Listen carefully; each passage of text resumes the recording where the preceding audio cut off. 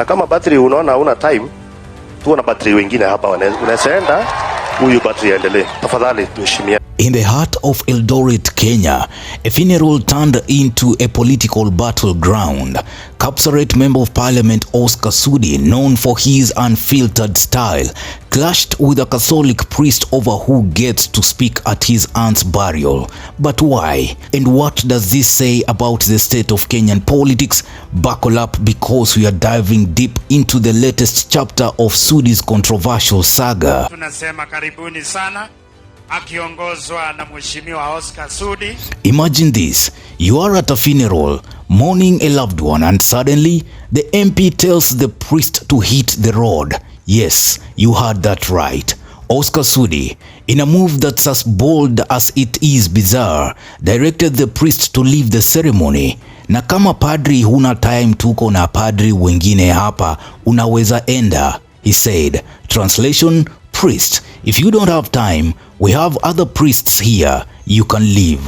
This isn't just a clash of egos, it's a window into the volatile mix of politics and religion in Kenya. But let's not jump ahead. First, let's unpack what happened. Aya, asanteni sana, tuketi chini sasa. September 20th, 2025, and the burial of Sudi's aunt, Pauline Chelimo Kipkore, was supposed to be a solemn occasion, but tensions escalated when the Catholic priest tried to limit politicians' speeches, a common protocol to keep funerals focused on remembrance rather than politics. Sudi, however, wasn't having it.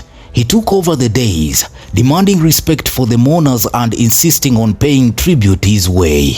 But it didn't stop there. Sudi's frustrations boiled over and he told the priest to leave, suggesting other priests could continue. This move, captured on video and shared widely, has sparked a firestorm of reactions. It's not just about a funeral, it's about power, respect, and the ongoing tug of war between politicians and religious leaders in Kenya. Mimi nataka niombe kanisa tafadhali, kwa heshima kubwa. Hatujakuja kufurahi hapa. Na huyu Sengeni nimeteseka na yeye sana, nimehangaika na yeye sana. Tunataka tumpatie heshima.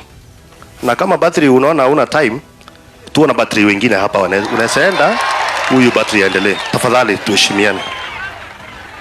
Ninaomba utuitie Father, mwambie hatuna maneno, ni wakati tu tunapambania na hakuna mtu aliye na uwezo ya kuzuia majira isikimbie. So sisi tunahitaji kuongea, yeye anahitaji misa, mwambie tunampenda, anaweza tuunga pamoja. Watu ya kanisa ni watu. Kama hatungekuwa na watu hapa, hata nyinyi hamwezi pata watu ya kuhubiria. Kwa hivyo muwe mkipea sisi nafasi nyingine. Na hatujakuja hapa kufurahi, tumekuja hapa kuomboleza huyu mama wetu. Na huyu mama wetu ni mama mzee. Hatuwezi weka yeye kabla saa 8 au saa 9. Na sisi tunashukuru sana watu ya hapa sababu ya ukuja kwa wingi kabisa. Na lazima saa nyingine tunapewa heshima sababu tunapea hata hawa heshima. Asanteni sana na Mungu awabariki. Ninaomba hivi tusikosee kanisa heshima, kwa sababu hata mwenye anaongea ukifa utazikwa na kanisa. Najua nilipatia Catholic pesa. Mheshimiwa Sudi, hii jambo si geni. Unajua wewe ni mediator yangu na Father Godius. Siku ingine tumepitana na Father Godius kwa maneno kama hii. Ile siku mlikuja mazishi ya babangu Kirwa, na Father Godius akaniharakisha na tukalimana na tukaagree tutakutana mbinguni, tusikutane duniani. Now let's rewind. Oscar Sudi isn't new to controversy. This man, who rose from humble beginnings to become a force in Kenyan politics, has a track record of clashing with authority, especially religious authority. Remember April 2025, when he defied a church bishop's directive at PCEA Githurai Church? He contributed a whopping 200,000 Kenyan shillings to the choir, ignoring the bishop's rules. But it's not just churches. Sudi has been at the center of debates over LGBTQ rights, condemned drug peddling, and even faced legal challenges over his education background. His rise from a poor family to a flamboyant businessman and politician is a story of resilience, but also one marred by controversies. Wakati anashuka, huyu askari akakuja mbio, kama ameshikilia pistol kwa mkono yake na amekoka. Akakuja sasa, mimi nimesimama nikimwangalia akikimbia. Sasa nikafikiri tu ni kawaida, nataka nisikize Kenya anasema. Kufika akanigonga, akapita na mimi. Vita ikaanza hapo. Ama hata amenizungusha, lakini hapo na bunduki. Hakuna kitu ningefanya. This latest incident, it's another chapter in a book that's far from finished.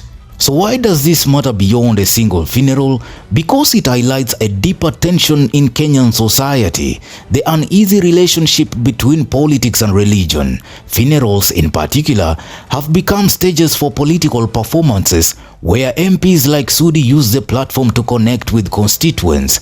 But when does respect for the deceased end and political opportunism begin?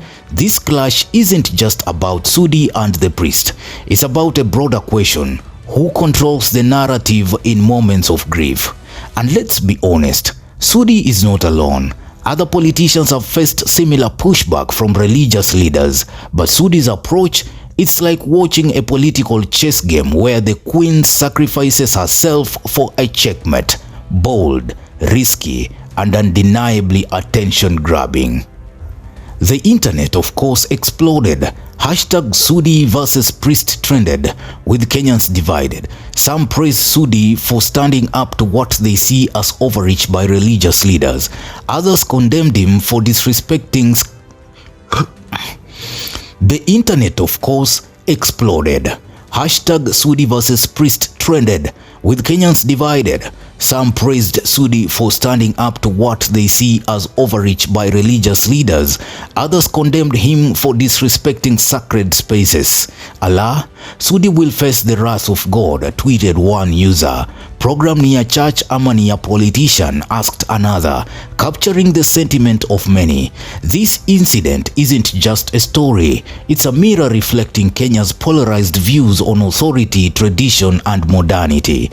But beyond the noise, what are the implications? For Sudi, it's another test of his political capital. For Kenyan politics, it's a reminder of the delicate balance between personal grief and public spectacle.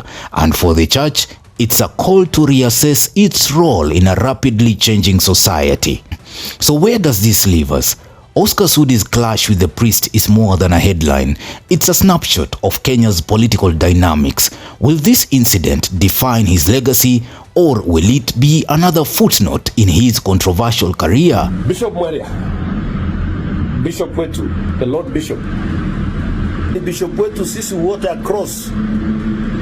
Kibaki alikuwa hukuongea. Uhuru Kenyatta alikuweko hukuongea. Bishop, wacha hii. Kuna kitu inakusumbua sana. Wacha ukabila. Wewe ni bishop ya kupeleka sisi wote mbinguni. Ombea William Ruto, ombea Oscar Sudi, ombea viongozi wote, ombea nchi yetu. Wacha kila siku kukashifu. Na hujamaliza kazi ya kanisa, kazi ni mingi. Lakini ukabila. Hii inakusumbua hii. Wacha hii, father. Wewe ni father wetu sisi wote. Please. Father. Wacha hii inakusumbua hii. Only time will tell, but one thing is clear: in Kenyan politics, the drama never ends. Stay tuned for more updates, and remember, every story has layers. Dig deeper, question more, and keep the conversation going. If you enjoyed this deep dive into Kenyan politics, hit that like button, share with your friends, and subscribe for more. Because in the world of Oscar Sudi, the next chapter is always just around the corner. Drop your comments. Newsroom, Maisha TV, Bushabi Jr.